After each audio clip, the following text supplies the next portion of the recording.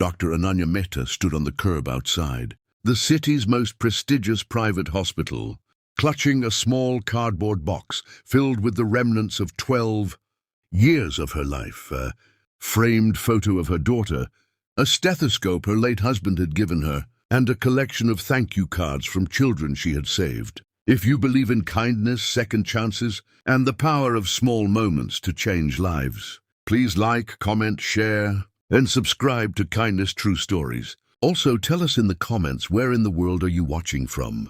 The sting of the termination letter in her pocket was nothing compared to the ache in her chest. She hadn't been fired for incompetence. She had been fired for caring too much. The new hospital board, driven by corporate overlords obsessed with profit margins, had demanded she see more patients per hour, cut corners, and prioritize billable procedures over genuine care. When Ananya had refused to discharge a frail 6-year-old cancer patient who had spiked a fever, insisting the little girl needed observation, the administration had snapped. "You're a liability. Dr. Mehta, you care more about feelings than the bottom line. Clean out your locker." Now, without a severance package to speak of and her savings depleted by mounting debts, she couldn't even afford the bus fare home. So she walked, her shoulders slumped under the weight of defeat, the afternoon sun doing nothing to warm the cold despair settling in her bones. As she trudged along the dusty, less traveled road that bordered the city's industrial outskirts, her mind was not on herself, but on her 8-year-old daughter. Anya, how would she tell her? The little girl was already missing her father, a wonderful man who had lost his battle with a sudden illness 3 years ago. Anya was her entire world, her reason for fighting every single day.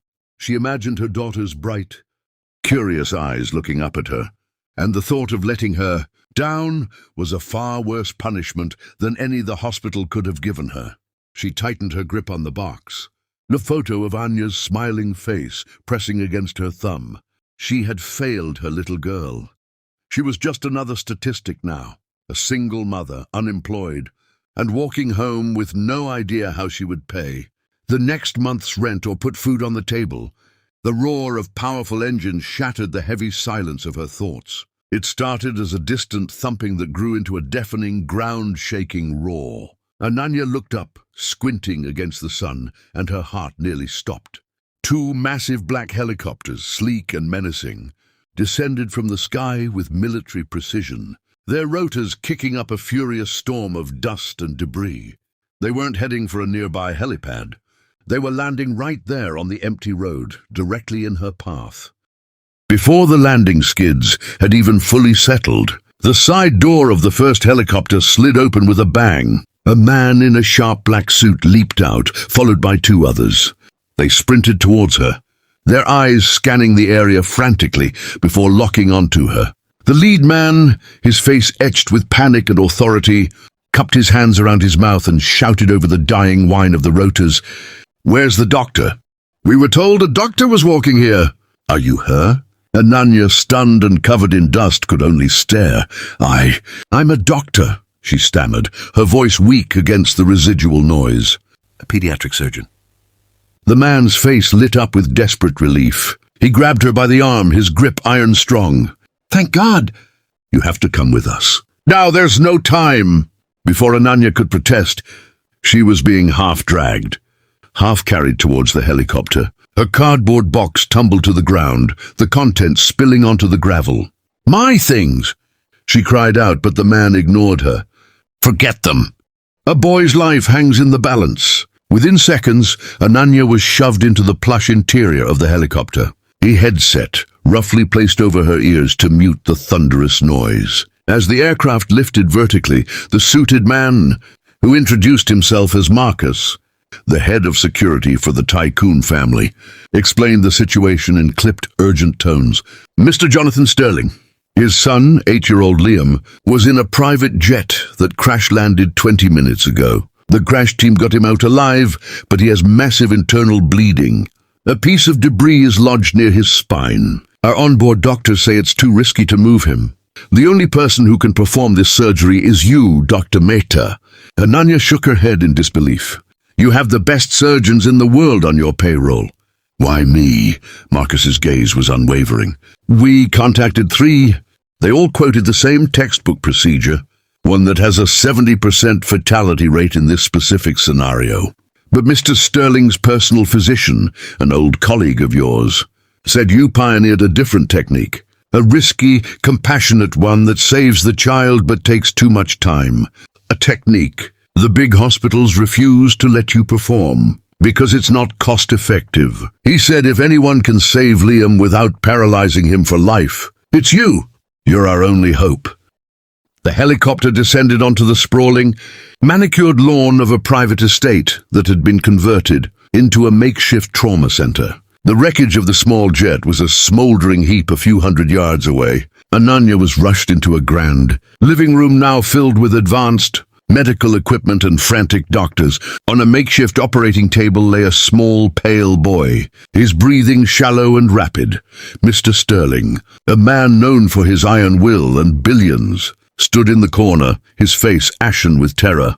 He looked at Ananya, a silent plea in his eyes. An arrogant, well-dressed surgeon Ananya recognized from a medical conference stepped forward. "This is the walking pauper you brought in?" "Sterling, this is a waste of time. We need to move the boy to a real facility, or let me do the standard procedure here." Ananya ignored him and walked to the boy's side. She looked at the scans, the monitors, the silent, still face of the child. She saw not a billionaire's son, but her own daughter. She saw little Anya. She turned to Mr. Sterling. "The standard procedure has a high chance of severing his spinal cord. The technique I use. It's long, delicate, and requires me to work around the fragment. There's a chance he could bleed out on the table. But if it works, he walks out of here." The room was silent. Mr. Sterling's voice was a ragged whisper. "Do it, please." For the next 3 hours, Ananya performed the surgery of her life. Her hands, which had been trembling with despair just hours ago, moved with a serene, unwavering precision. She worked not as a woman who had just been fired, but as a mother fighting for another father's child. The arrogant surgeon looked on, initially skeptical, then slowly filled with awe. Ananya navigated around the fragment, tied off a bleeding vessel the size of a thread, and meticulously repaired the damage. Finally, as the sun began to set, she placed the last stitch and stepped back. Her scrubs drenched in sweat. She looked at the monitors, steady. She looked at the boy, breathing on his own. She looked at Mr. Sterling. He's going to be fine. He'll need time, but he'll walk and run again. The room erupted in relieved sobs. Jonathan Sterling strode forward and grasped Ananya's hands, tears streaming down his face. "You didn't just save my son. You saved my entire world. How can I ever repay you?" Ananya, thinking of her spilled box on a dusty road, thought of asking for a simple job. But instead she shook her head. "Just let me go home to my daughter. She needs me." Later, as she sat in a luxurious car being driven to her modest apartment, Ananya felt a peace she hadn't felt in years. The next morning her phone rang. It was the hospital board chairman, his voice sycophantic and nervous. "Dr. Mehta." "What a terrible misunderstanding. We would be honored if you would return as the new chief of pediatric surgery. And Mr. Sterling has made a substantial donation to the hospital to create a new patient-first care unit, under your direction, of course." Ananya smiled, looking at Anya, who was happily eating her cereal, oblivious to the miracle of the night before. The setback had indeed been the setup for a destiny she could never have imagined. A powerful reminder that true kindness and integrity never go unnoticed, and that the universe has a way of rewarding those who put love first. If you enjoyed this heart-touching and inspirational story, please don't forget to like, share, and subscribe to my channel Kindness True Stories. Your one like and share gives us the strength to bring more such emotional and motivational stories to you. Thank you so much for watching.